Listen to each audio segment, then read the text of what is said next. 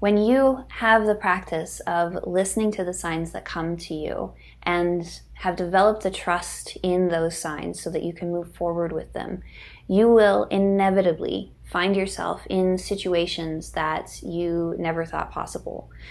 Hello lovelies, welcome back to Squeaky's Cauldron, or welcome if this is your first time here. I'm your host, Sarah Evergreen. This channel is for seekers with a witchy stripe where you can find inspiration and exploration on things like sex magic, intuition, spellcrafting, and way more. Today we're going to be talking about signs from the universe, how to recognize them, how to interpret them, and how you can get more of them.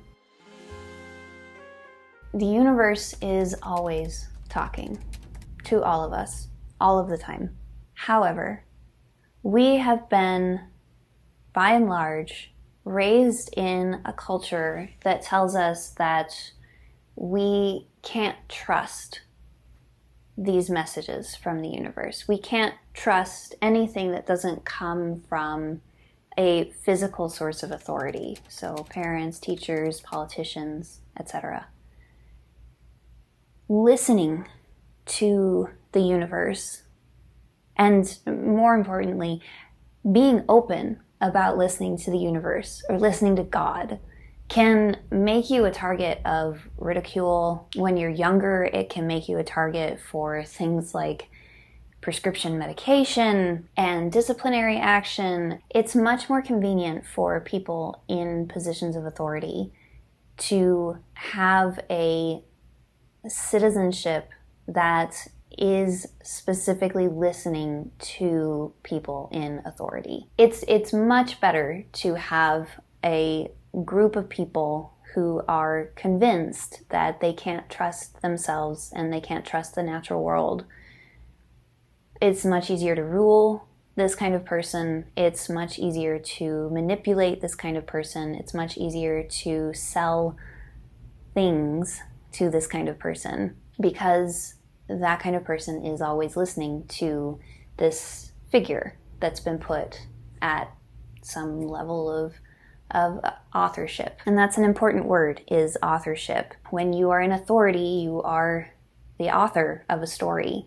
And my goal is to help you to get a little bit more in contact with the author within you, that is you, so that you are more in control of your story. When you have the practice of listening to the signs that come to you and have developed a trust in those signs so that you can move forward with them, you will inevitably find yourself in situations that you never thought possible, going in directions that your cognitive brain, your logical brain would say, that's not right, that's crazy, why are you doing that? But how can you tell the difference between something that just kind of exists and has no particular meaning for the moment and something that is actually a sign? There are a few ways to do this. One of the most reliable, in my opinion, is when things come in multiples, particularly multiples of 3. Once can be a coincidence, twice a little bit less so.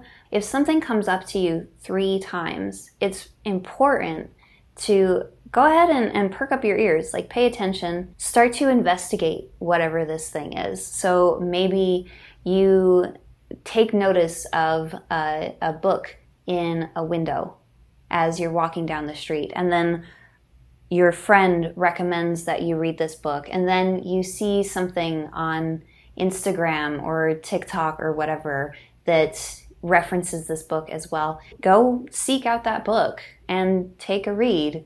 You know, you may get some massive shift message within the pages, or it may just be something that, you know, really aligns with where you are in the moment and just feels really good to read. Not all of these messages lead to going to England when you're in Turkey.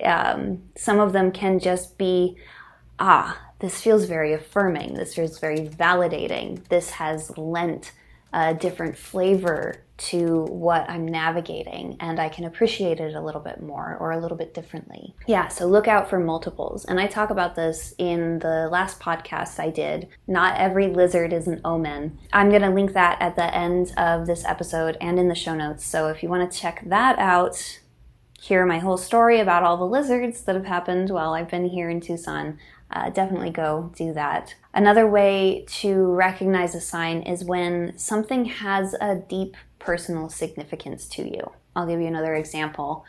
I made connection with Michael, Archangel Michael, years ago. And when I was in Dubai, I did a meditation to connect with him and talk to him and asked him to send me a sign. And in the meditation, he gave me the image of an ice cream cone with a swirl on top. And that would be my sign that he is actually here, like actually hanging out with me, instead of just like a figment of my imagination. I went to take a shower. So in the place that I was staying at, the owner had lined one side of the bathtub with all of these different seashells. And I'd already been staying there for a month and a half, so I'd taken at least 40 showers, opening and closing this shower curtain every time, and not once had a single seashell fallen into the bathtub. That morning, I opened the shower curtain and a seashell tumbles down into the bathtub. I pick it up. It's one of these like small conch shells that looks quite similar to an ice cream cone with a swirl on top. This had personal significance for me because it had arrived previously in a meditation that I had. This personal significance can take other forms. I'll give you another example. My friend Tessa, who's going to be on the podcast probably at the end of Venus retrograde is what it's feeling like. I've already got it recorded. It's great. It's about a sex pit and magic. And anyway, the last 2 times that I have talked to her, a bat has flown to her window right in front of her face. And I have a bat tattooed on my back. I identify very strongly with the bat. This is not the first time that the bat and my arrival or my connection to somewhere has been established. So this bat has deep personal significance to me. So I know when I see a bat, or a bat, like this comes into my friend's field of vision while we're talking, then there's something there. I can go ahead and perk up, and maybe it's just the universe being like, hey, what's up? I see you. You're cool. And maybe it's something more. It's a time for me to pay attention to what is happening in the moment. Another way to recognize signs from the universe is when you have an intense physiological response to something that does not seem, grounded in whatever is going on. Like if you see someone coming near you with a very angry face and balled up fists and aggressive, walking behavior, and you tense up and you get flooded with adrenaline, like that's one thing. That's totally normal response to having some kind of anger and aggression and perhaps danger coming at you. If you feel that when nothing seems to be amiss, that is very likely a sign from the universe and or your intuition that you should pay attention, open your eyes, maybe vacate wherever it is that you are at that moment, and protect yourself. Another way that this can come through when we're talking about like more positive signs and signs that you can kind of follow forward is getting goosebumps. Like that's a big one. Or chills. Or maybe you break out in a sweat. Or you feel like this really yummy warmth wash over you. Yeah. Oh, also, if you hear like a ringing in your ear that just kind of comes through, that is, from my perspective, your spirit guides trying to communicate with you, but they don't really know how to do that because they have a very different language because they're existing on a completely different plane. But when you hear that, you can do 2 things. One, perk up, look around, pay attention to what's going on. And the other is you can grab whatever ear you're hearing it in and just say, thank you, I hear you. but I need this in a different language because I can't understand it. For me, when that happens, usually when I say that, the ringing will go away and then some other sign that I can interpret will come through. So physiological responses, personal significance, and things that come in multiples. These are 3 very good ways to tell whether you're getting a sign from the universe. Another one is it just feels like a sign. It just feels like it. And I want to say, when you get these signs, like, they can be a little bit difficult to interpret. And I want you to make sure that you're keeping your feet on the ground when you go into receiving and interpreting these signs, because the last thing that you want to do is start chasing signs and allowing that to rule your life, because that can get pretty dangerous pretty quickly, because our egos are going to want to, go in here, and there's, a possibility that you could go into the space of, I'm so special, I'm getting all these signs, I'm going to go ahead and follow it, everything else be damned. If you're in doubt about whether something is a sign or not, ask for confirmation. Ask God, ask the universe, just like take a minute to pray and be like, is this really what I'm seeing? Is this really the thing? It's a fine line to walk, There's on one side there's doubt and refusal to trust the universe, and therefore we get stuck and we can't move forward. And then on the other side there's like blind faith, and there's too much impetus put on what may be not actual signs from the universe, and instead we're interpreting them, often with a confirmation bias. Moving between the two and finding the thing that feels right and rooted and grounded. This will not come through with a sense of anxiety, of needing to have it figured out right now and move on it right this fucking second. The universe speaks in ways that allows us to move the way we need to. We do have to move, we do have to be brave, but we don't have to be hectic about it. And if you're feeling that kind of hectic energy, I want you to just take a step back and wait. A true sign will feel grounded and calm, even if it's very challenging and is asking you to do something that is outside of your comfort zone. It will still have that feeling of centeredness and calmness to it. And this is exactly how you can start to interpret the signs as well. Like, oh, I saw 3 hummingbirds. What the fuck does that mean? Well, ask. You can ask your guides, you can ask the universe, you can ask whatever deity you have a relationship with. You can ask your higher self or your truer self, however you want to frame that. Be open to hearing the response. Now, some ways to develop your sensitivity to messages and signs, and the more you are sensitive to them, the more they will come through and you'll be able to recognize them as such. One very good way is meditation, whatever that means for you. Maybe it's sitting still and doing like a om. Maybe it is walking meditation. Maybe it is dancing.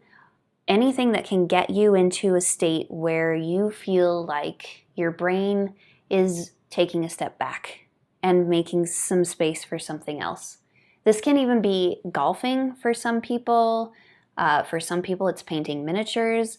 Anything that just kind of gets you into the flow state of one kind or another, that's going to be an amazing thing for developing your sensitivity and your intuition and your ability to interpret the signs as they come through. Another important thing is actually responding to the hits. So like I said, you don't want to do it with a sense of urgency or panic, but when you get a message to do a thing, do the thing. Don't second guess it a million times. If you need some validation and confirmation on it, yes, take that space, pray, but don't get the directions and then say, nah, I don't think that's actually a map. I don't think that's actually a place. Just do the thing. to start out with, these are going to be small. So it's going to be easier. So I've got a sign that I need to go to the Starbucks on the corner. Okay, I'm going to go to the Starbucks on the corner. Great.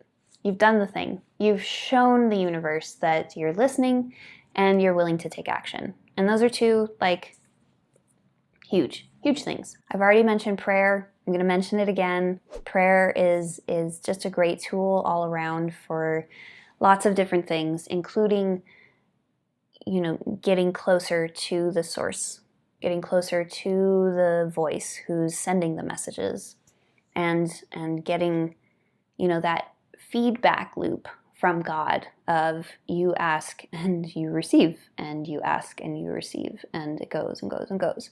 And the more that you are in that space, the easier it is to receive. Pretty much any kind of spiritual practice that you engage with, whether it's witchcraft or yoga or meditation, prayer, ecstatic dance, all of these things can make you more sensitive to receiving messages and being able to interpret them. One of my favorite practices is sex magic. This is a practice that can help you get really deep into the creative energy that flows through everything very, very quickly. It is specifically designed to get into that energy, especially the way that I teach it. And it's not just, manifesting through orgasm. It's a much bigger, broader thing that involves working with deities and creating sacred space and worship and devotion to yourself, to God, to the creative energy. If you're interested in exploring more of that, hop on my newsletter. Get informed when the next round of the Lilith Factor comes out. Also, my newsletter is awesome, so go ahead and hop on it anyway.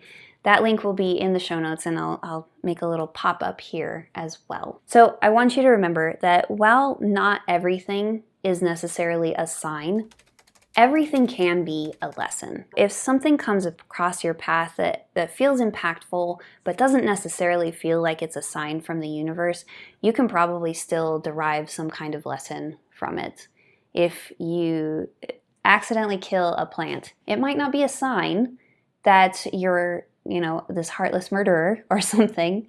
It might just be that, this is a moment to recognize that maybe you need to be a little bit more cognizant about how you care for the things in your life. And for a much more expanded story about my recent experience with the signs of lizards, do check out this video. And until next time, my lovelies, as always, take care of yourselves and use your voice.